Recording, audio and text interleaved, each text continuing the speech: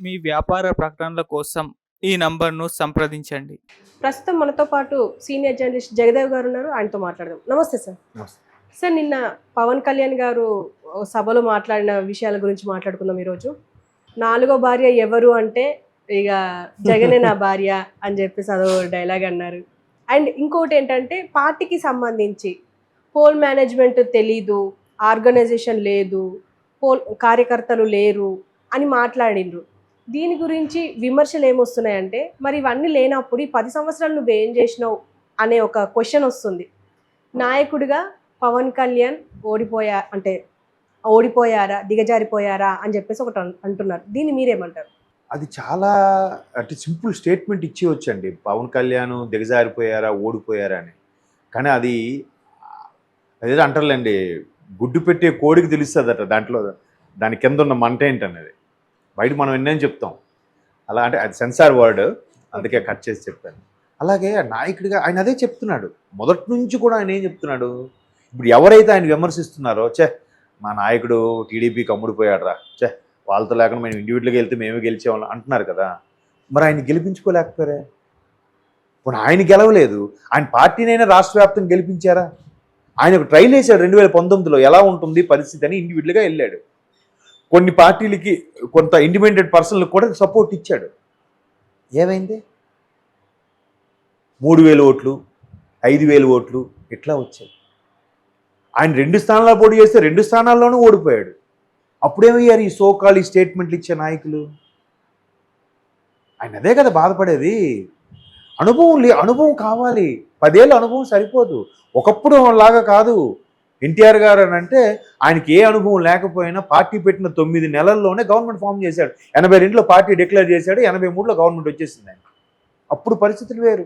అప్పుడు ఏంటంటే 1947 నుంచి స్వాతంత్రం వచ్చినప్పటి నుంచి 1982 వరకు కూడా కాంగ్రెసే ఏకఛత్రాధిపత్యం, మరొక పార్టీ లేదు. వాళ్ళ ఇష్టం. వాడు సరిగ్గా మనకు నమస్కారం పెట్టలేదా, సరే ఆయన మార్చండి, నెక్స్ట్ ఈయన సీఎం పెట్టండి. వాడు సరిగ్గా లేడా, మన ఆఫీస్ బాయ్ని సీఎంగా పెట్టండి. వాళ్ళు ఎవరిని పెడితే వాడే సీఎం అనుకున్న పరిస్థితుల్లో ఎన్టీఆర్ గారిది ప్రపంచం. ఇప్పుడు అలా లేదు కదా. మరి చిరంజీవి గారిది ఏమైంది? చిరంజీవి గారికి మించిన క్రేజ్ ఎవరికైనా ఉండేదా అండి ఆయన రాజకీయాల్లోకి రాకముందు? పాన్ ఇండియాలో అంత ఇమేజ్ కానీ అంత రెమ్యునరేషన్ తీసుకున్న బిగ్గర్ దాన్ బిగ్ బి అని కూడా రాశారు చాలా పత్రికల్లో. Is bigger than Big B. Amitabh Bachchan కన్నా గొప్ప స్టార్ అని. అమితాబ్ బచ్చన్ కన్నా రెమ్యునరేషన్ ఒక ప్రాంతీయ ఒక లాంగ్వేజ్కి చెందిన వ్యక్తి చిరంజీవి కూడా ఆ బిగ్గర్ దాన్ బిగ్ బి అని రాశారంటే మరి అంత ఇమేజ్ ఏమైందండి? కోడిగుడ్లతో కొట్టలేదా? అది కదా రాజకీయం. అవునా కదా? మరి చిరంజీవి గారిని ఎందుకు గెలిపించలేకపోయారు? సో ఇప్పుడు అది అనుభవం అయింది కాబట్టే ఆయన ఆచితూచి నానా డాష్లు నాకుతూ నానా ఇబ్బందులు పడుతూ మొన్న కూడా చెప్పాడు, నేను ఎంతమంది ఢిల్లీలో పెద్దలతో ఎంతమంది ఎన్ని చేవాట్లు తిన్నానో మీకేం తెలుసు, నేను పడుతున్నాను కూడా చెప్పాడు. కరెక్టే కదా. అది ఎవరు అర్థం కొంతమంది ఒక మహానుభావుడు సీరియస్గా లేఖ రాస్తాడు, ఎన్ని సీట్లు ఇస్తారో చెప్పండి, మాకు అసలు అధికారం ఎలాగుంటుంది. నువ్వంత సీనియర్ కదా, నువ్వెందుకు అలా రాస్తున్నావు అంటే, నువ్వు నిజంగా జనసేన కోసం మాట్లాడేవాడు అయితే సరే, మా నాయకుడు ఏది తీసుకున్నా మా కోసమే తీసుకుంటాను నమ్మి ఊరుకోవాలి. నువ్వు అలా లేఖ రాస్తున్నావు అంటే నువ్వు పక్క పార్టీ కోవటగా పనిచేస్తున్నావా? అంతే కదా. నువ్వు జెండాలో తగలబెడుతున్నావు అంటే. ఇంతకుముందే ఎక్కడో ఒక టాపిక్ చెప్పాను. ఆ మధ్యకాలం అంటే అప్పట్లో ఒక విమర్శ కూడా ఉండేది. అంటే కొంతమంది సీనియర్ విశ్లేషకులు చెప్పిన అభిప్రాయం ఏంటంటే, ప్రజారాజ్యం పార్టీ ఓడిపోవడానికి ఇంకో కారణం కూడా ఉందంట. ఎలా? ప్రజారాజ్యం పార్టీ చిరంజీవి గారు పార్టీ పెట్టారు, కొత్త పార్టీ నెక్స్ట్ వచ్చేస్తుంది, కాంగ్రెస్కి టీడీపీకి ప్రత్యామ్నాయం అనుకున్న నేపథ్యంలో అందరూ ఆ పార్టీలోకి వెళ్ళారట. వెళ్ళి ఇంకా ఎలక్షన్ నోటిఫికేషన్ వచ్చేస్తుంది అనుకున్న టైంకి ఒక్కొక్కరుగా బయటకు వచ్చేసారంట. ఇది కూడా ప్రత్యర్థ రాజకీయ పార్టీలు చేసిన గేము. అంటే కోవట్లను పంపించింది ఊరికే, పంపించి అక్కడి నుంచి మీరు ఆ కరెక్ట్ టైం మీరు బయటకు వచ్చారా బాబు, ఇంకా సరైన అభ్యర్థులు కూడా ఉండరు, అప్పుడు ఎలా గెలుస్తారో చూద్దామని కూడా ప్లాన్ చేశారట. అది కూడా చిరంజీవి గారు ఓడిపోవడానికి ఒక కారణం అని అర్థం. ఎందుకంటే అప్పుడు ఆయన డాక్టర్, అన్నిటికీ రైట్ హ్యాండ్ లాగా ఉండేవారు చిరంజీవి గారికి. ఆయన మన ఎలక్షన్స్ ముందు బయటకు వచ్చాడు. ఆయన మరి అన్ని కర్త కర్మ క్రియ అన్నీ చిరంజీవి గారికి నడిపించి నేను నా రాజకీయ అనుభవం ఉన్నోడు నేను నడిపిస్తాను వచ్చి లాస్ట్ మినిట్లో బయటకు వచ్చేయడం ఏంటి, నాకు ప్రాధాన్యత ఇవ్వట్లేదని కదా. అలాగా అంటే ఇంకో ఎగ్జాంపుల్ కూడా ఉంది. అప్పట్లో అమితాబ్ బచ్చన్ గారు డౌన్ఫాల్ ఉన్నప్పుడు కౌన్ బనేగా కరోడ్పతితో పైకి వచ్చారు. ఆయనకట కావాలని బాలీవుడ్లో కొంతమంది పెద్దలు ఆయన తొక్కేద్దామని ఉద్దేశంతో ఆయన సినిమాలు ఏవి రిలీజ్ అయినా ప్రతి థియేటర్కి ఒక 50 మంది మనుషులను 20 మంది మనుషులను పెట్టడం, పంపించడం, వాడిని అక్కడ కూర్చోబెట్టడం. సినిమా మధ్యలో ఒక అరగంట అవగానే సినిమా ఏం బోర్రా అని చెప్పి ఎవడు లేచి వెళ్ళిపోతుంటాడు. అక్కడి నుంచి ఒకటి వాళ్ళ చూసేవాడికి అరే బాగానే ఉంది కదా ఇది అన్నాడంటే కరెక్టరా ఫీలింగ్ వచ్చేస్తుంది చూసారా. అలాగా చేసి ఫ్లాప్ చేయించారట అమితాబ్ బచ్చన్ గారు చాలా సినిమాల్ని కూడా. అలాగా చిరంజీవి గారు పార్టీ పెట్టినప్పుడు కూడా అలాగే చేశారు. ఇప్పుడు ఈయన కూడా అలాగే చేయబోతున్నారేమో. అందుకే ఈయన చిరంజీవి గారు లాంటోడు కాదు, మెత్తటి మనిషి కాదు, మొండోడు అని చిరంజీవి గారు స్టేట్మెంట్ ఇచ్చారు. చాలామంది కూడా చెప్తున్నారు. అందుకే 2 స్థానాల్లో 2019లో ఓడిపోయినా మళ్ళీ 3వ రోజు జనాల్లోకి వచ్చాడు. ఎవడైనా వస్తాడా? అవమాన వారంతో రాడు, విదేశాలకు పారిపోతాడు. ఏ దుబాయో సింగపూరో అమెరికా వెళ్ళిపోయి ఒక 6 నెలలు బాగా ఫ్యామిలీ ట్రిప్ ఎంజాయ్ చేసి అప్పుడు వస్తాడు. నెక్స్ట్ నిన్న ఇంకో వ్యాఖ్యలు కూడా చేశారు మీరు అబ్జర్వ్ చేస్తే.